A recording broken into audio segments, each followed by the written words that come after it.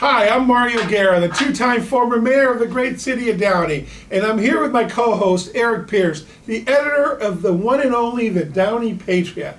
And you're watching Talking Downey with Mario and Eric.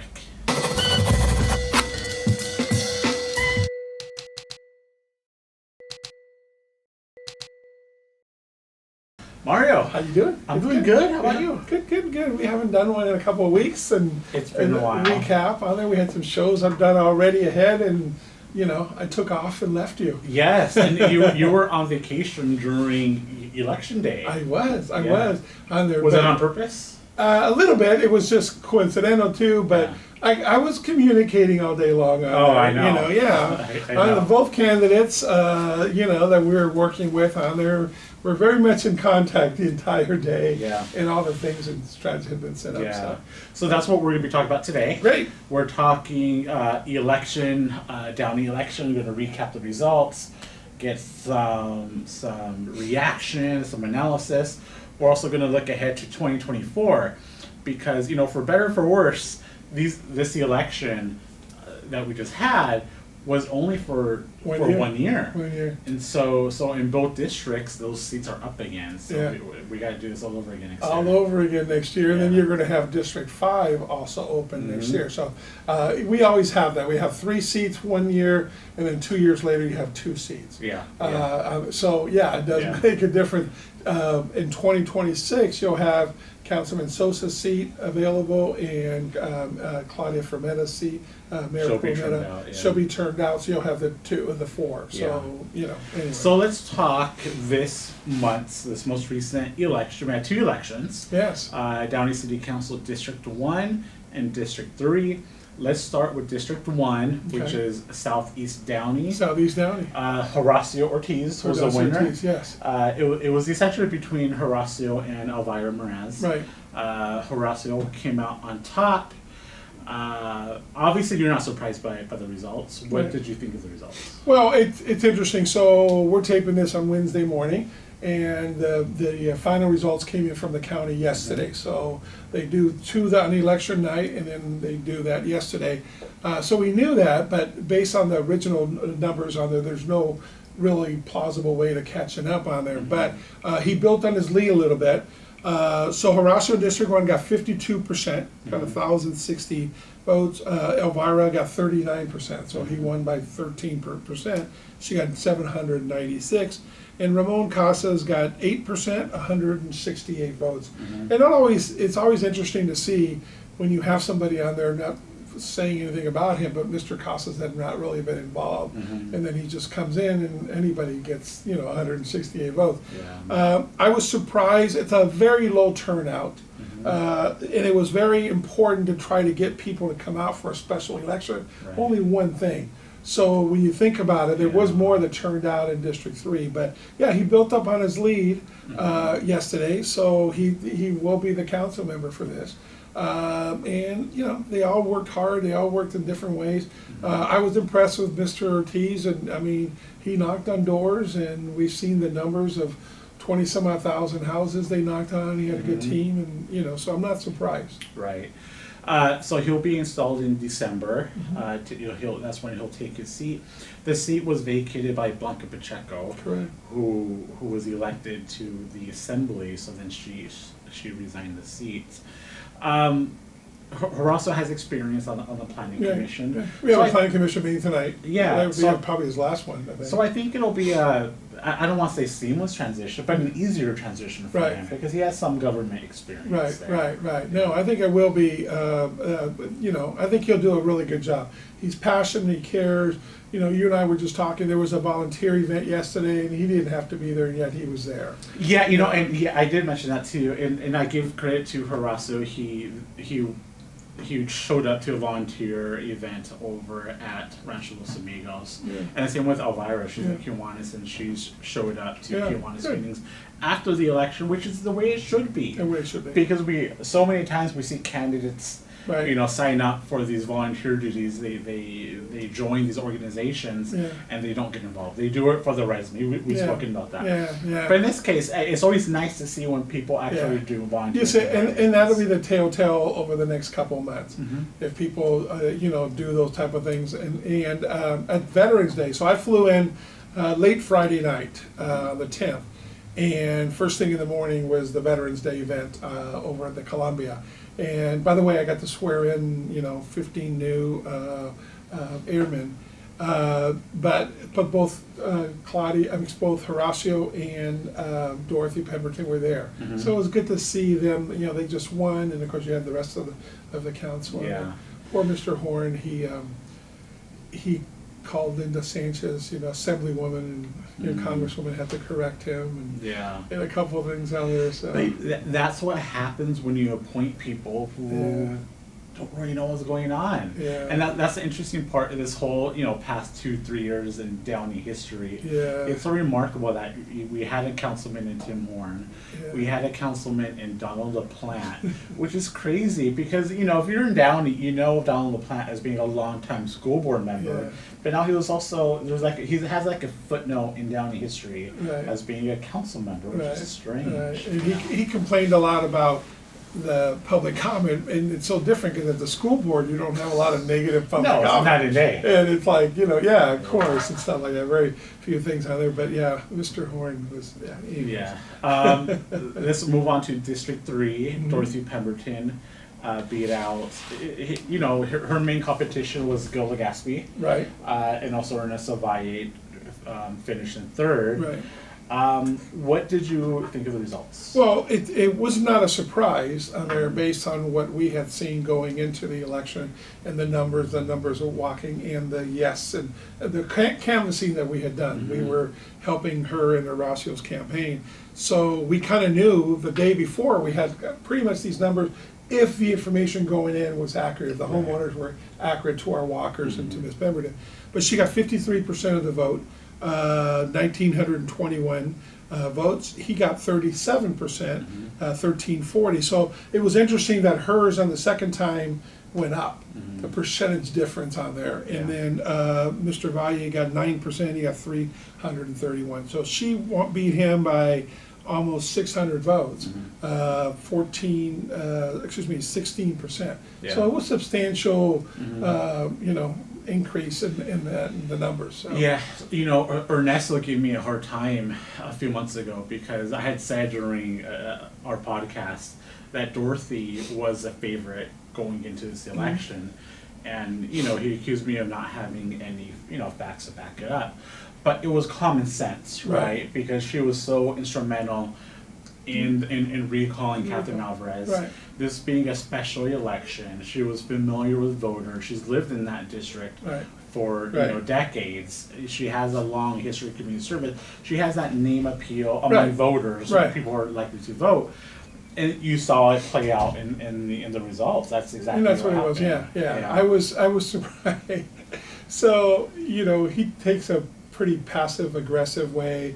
Oh, we ran this clean campaign, we didn't send out any mailers, any attacks. The only thing, but my people said something about Deacon Mario. So he's saying it, Mhm. but he's saying other people did. So you're saying the same thing. And then the thing that got me was that, you know, nobody attacked him from what we could see on anything other than the issues. Nobody said he was a bad guy, nobody said he's not a good family man, all those other things.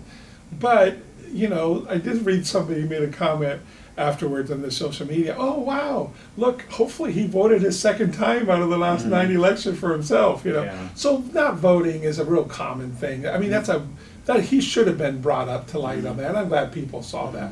So that's a real thing. But he was very passive aggressive. What did you think of his announcement the following day? It was interesting. So, you know, before we get to that, Yeah. I want to talk about their campaigns. I felt, first of all, it was a giant headache because they were just sniping back and forth at Dorothy and Gil back at each other. Where I think it would have been more effective for each of them to just focus on themselves. Yeah. Because both Dorothy and Gil are decent people, right? Uh-huh. So what are you going to attack Dorothy on? Yeah. What really are you going to attack Gil on as Right. far as his character, right? Right. Focus on Right. yourself. Right. And I think what hurt Gil is he had some of his supporters who were acting very juvenile online and picking fights. That Brandon kid down there, the picture, Yeah, and even it's- now he's picking fights. I It's can like, tell you it Yeah. cost Yeah. Gil some votes. Yeah. I can guarantee it I because know. I've had people tell me that. Yeah. Now, did he help get him votes? I don't know, maybe. But it reflects on his campaign. Yeah. And I think you can't just sit back and pretend like you don't have anything to do with it. Right. Because you have to control your supporters. Right. You have to. Right, right. You know, And Gil, early on in his campaign, called me to tell me that they were going to do a really clean campaign, and if I ever had any issue with his people, to call him, Right. and this and that. And then it's like, okay, but you kind of ignored your own advice, Yeah. you know? I mean, you know, the sign stealing, you always have sign stealing issues. But I've never had one, well, there was one 15 years ago. Never seen one where somebody got caught in the act, and like, yeah, I did it. Yeah. And then there's no ramifications on it. That Jesus guy got caught, you know, throwing Ernesto's signs away and, Right. and stuff like that. So those are the pettiness stuff on there. You're right. Some of his people really hurt him.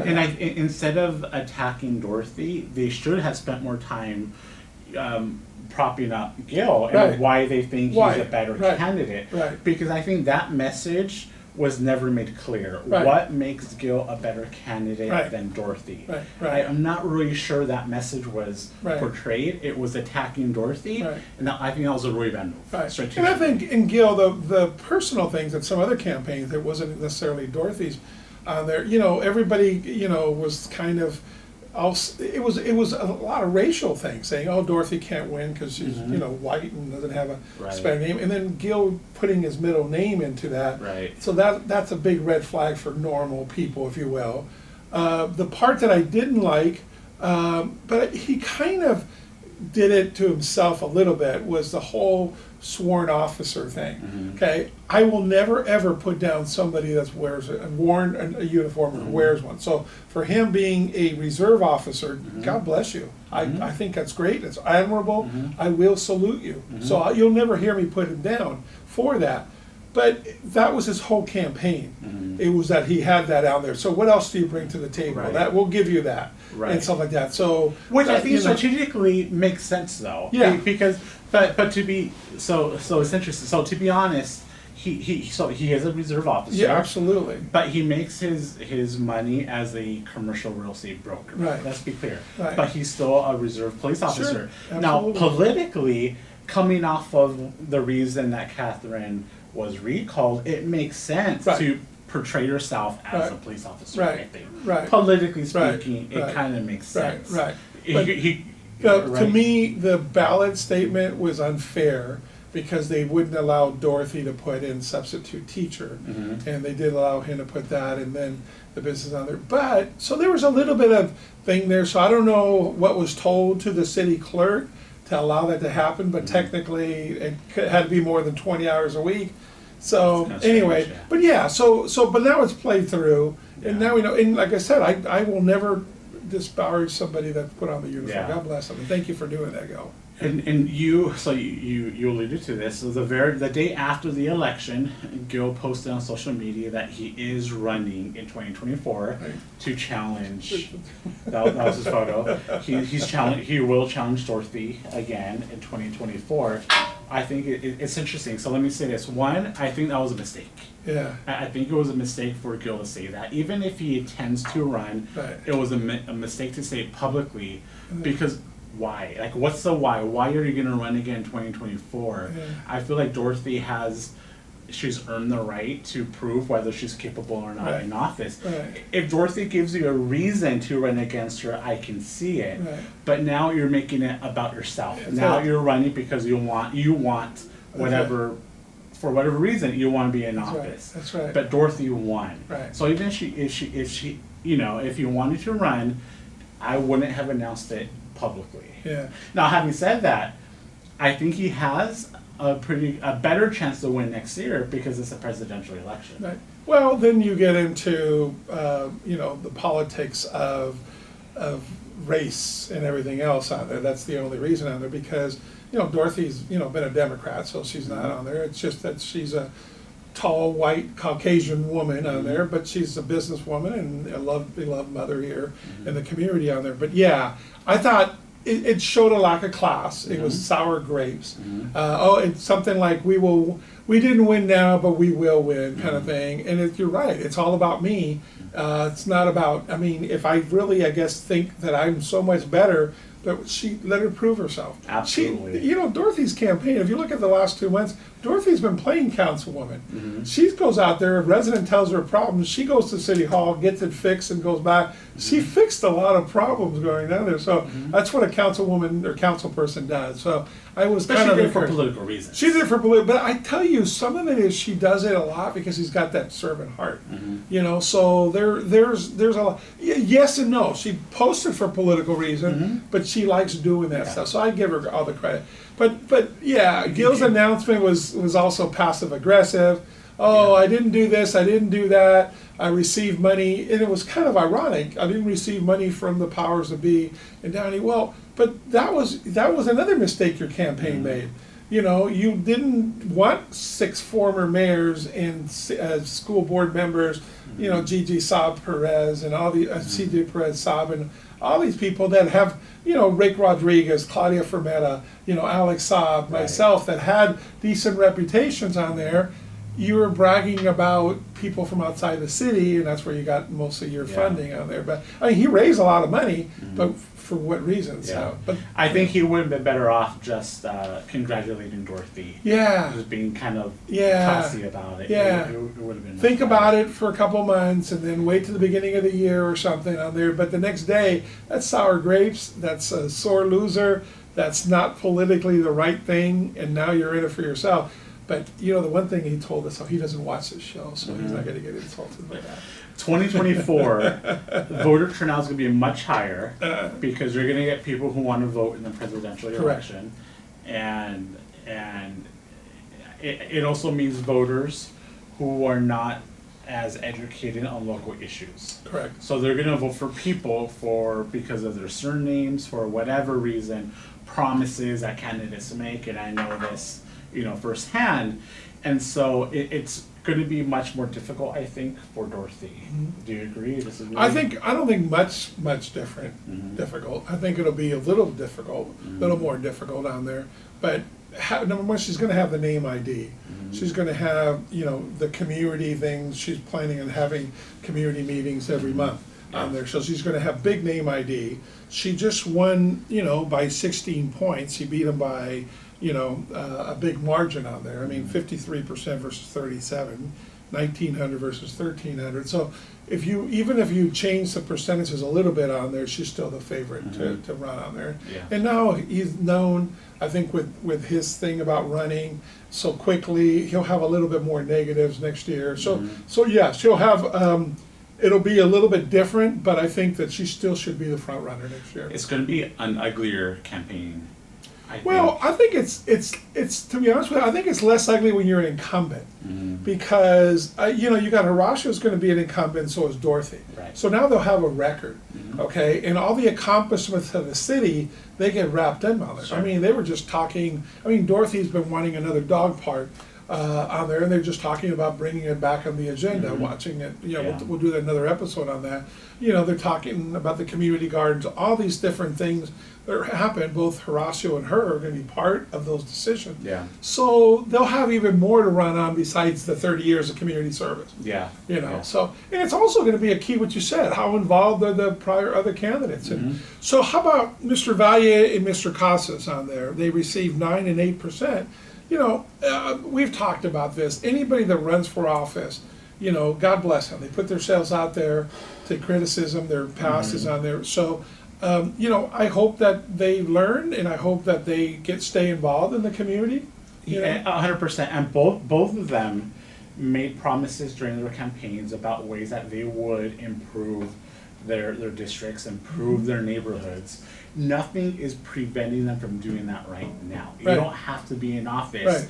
to give back to your community. Right. You could do that right now. Right. And that's one of my biggest pet peeves is you don't have to Yeah. be in office. It's like, yeah, vote for me and then I'll help you. Yeah. No, you can help them right now Yeah. in a Yeah. lot of ways. I agree. I So agree, it's- and that's why people resonated towards a Dorothy. Mhm. You know, that been there for 30 years. She's been already doing those things on Right. there versus somebody like Mr. Gillespie. He been around for a year, Right. really doing this thing. So you're a newcomer on that. So you kind of make promise a little. Yeah, bit. because and I agree that just serving and volunteering in your community doesn't entitle you Right. to elected office, but it does show your character. Yeah. It does show your intentions, and Yeah. I think that's important. That's a good point. That's a good point. Next year's going to be crazy. You're going to have District 3, Dorothy Pemberton is the incumbent. District 1, Horacio Ortiz is the incumbent. And you have District 5, currently Mayor Pro Tem Mario Trujillo as the incumbent. So Downey will have 3 seats that will be up for voting. Yeah. So whatever you do, Downey residents, stay vigilant, stay involved, pay attention on the Downey Patriot. That's our homeward paper, but we love it. They give us a lot of information about what people are doing. Follow those candidates on social media. Stay involved. Follow Talking Downey. Because We'll talking give you- Downey will be talking to the candidates. Talking to the candidates on there, Yeah. whether they come up or not. It's amazing the 2 candidates didn't come on our show, both lost. I'm not saying anything, but Mr. Gillespie couldn't find the time, and Miss Elvira didn't like my comments on there. So, sometimes people want to listen directly to the candidates. Yeah. So, Well, anyway, we'll see. well, good. That was good. This will be a shorter show. Yeah. Recap on the election. We don't have to talk about elections anymore. We'll talk about it next month when they get sworn in. Just to recap the ceremony Yeah. and so forth. But yes, we can both We can breathe. take- yeah, we we'll can take a breathe breathe on it. on there. Yeah. So you didn't endorse anybody in District 1, but you did endorse Dorothy, or you saw that she should. Well, you didn't endorse anybody. No, I didn't. Okay, listen. all right, I did. I Yeah. went all out on both on there. So Because my honest opinion though, like between Gil and Dorothy, honest opinion, I feel like they're 2 of the same people. They're both real estate brokers. Yeah. Right. Yeah. So what is either one going to do? Okay. I felt like Dorothy was the safer choice Right. because she's been so involved in the community. Right. We've both known her for decades. Right. There's really no surprises.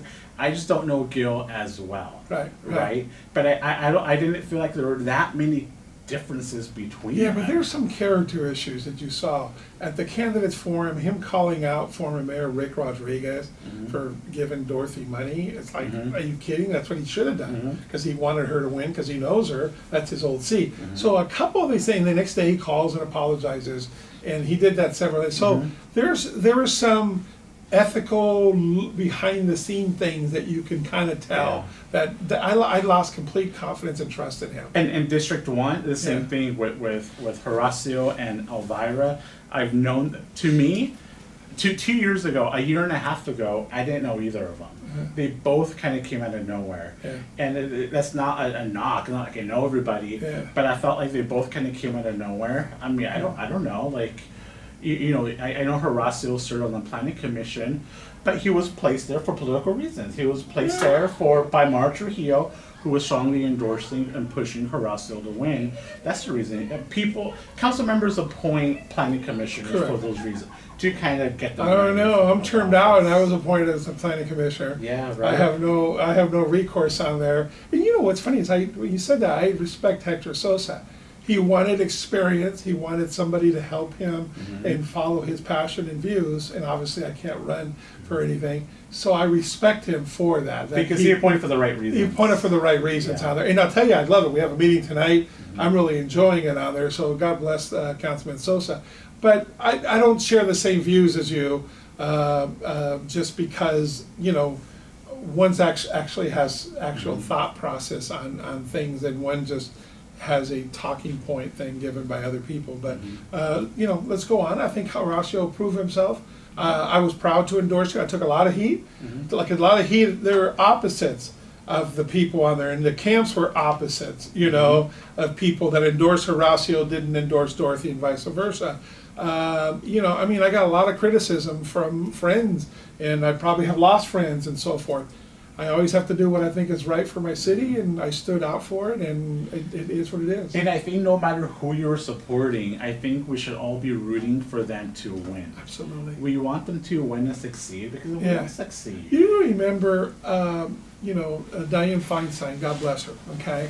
So right after President Trump got elected, okay, and she was at a panel up in San Francisco, and for the right reason. So nobody can take anything away from Dianne Feinstein, no matter what. She had a passion and a compassion and a love for our state and our country on there. And she said at the end, she says, I'm an American. Of course, I'm going to be cheering for him to do good. Because if he does good, I do good. The country does. And she got booed. She got booed for that. Do you remember that? That was I don't at remember that. yeah. She got booed from her own party there and stuff. And then they used that against her. That's when Kevin DeLeon ran against her, and she kicked his butt. Thank goodness. But here's an elder statesman, a good person. I mean, look at all the accolades she got, deservingly so.